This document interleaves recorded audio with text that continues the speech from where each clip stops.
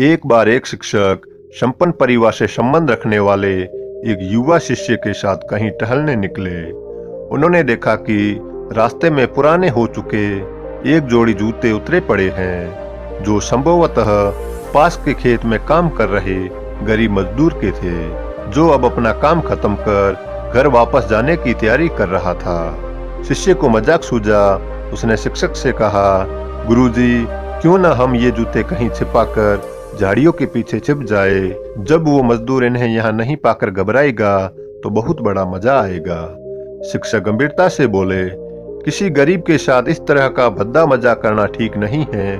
क्यों ना हम इन जूतों में कुछ सिक्के डाल दे और छिप कर देखे कि इसका मजदूर पर क्या प्रभाव पड़ता है। शिष्य ने ऐसा ही किया और दोनों पास की झाड़ियों में छुप गए। मजदूर जल्द ही अपना काम खत्म कर जूतों की जगह पर आ गया। उसने जैसे ही एक पैर जूते में डाले, उसे किसी कठोर चीज का आभास हुआ। उसने जल्दी से जूते हाथ में लिए और देखा कि अंदर कुछ सिक्के पड़े थे। उसे बड़ा आश्चर्य हुआ और वो सिक्के हाथ में लेकर बड़े गौर से उन्हें पलट पलट कर देखने लगा। फिर वह इधर उधर देखने लगा। दूर दूर तक कोई नजर नहीं आया तो उसने सिक्के अपनी जेब में डाल दिए। अब उसने दूसरा जूता उठाया, उसमें भी सिक्के पड़े थे। मजदूर भाव विभोर हो गया। उसकी आंखों में आंसू आ गए। उसने हाथ जोड़कर ऊपर देखते हुए कहा, हे भगवान, समय पर प्राप्त इस सहायता के लिए उस अनजान सहायक को लाख लाख धन्यवाद। उसकी सहायता और दयालुता के कारण आज मेरी बीमार पत्नी को दवा और भूखे बच्चों को रोटी मिल सकेगी।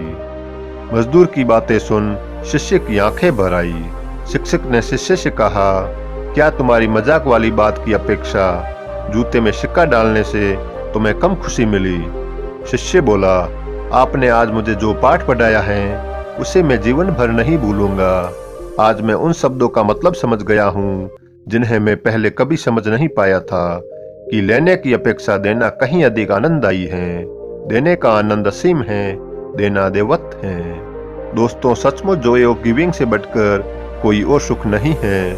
हमें इस कहानी से शिक्षा लेते हुए अपनी अपनी क्षमता के अनुसार जरूर कुछ न कुछ दान देना चाहिए और जरूरतमंदों की हर संभव मदद करनी चाहिए।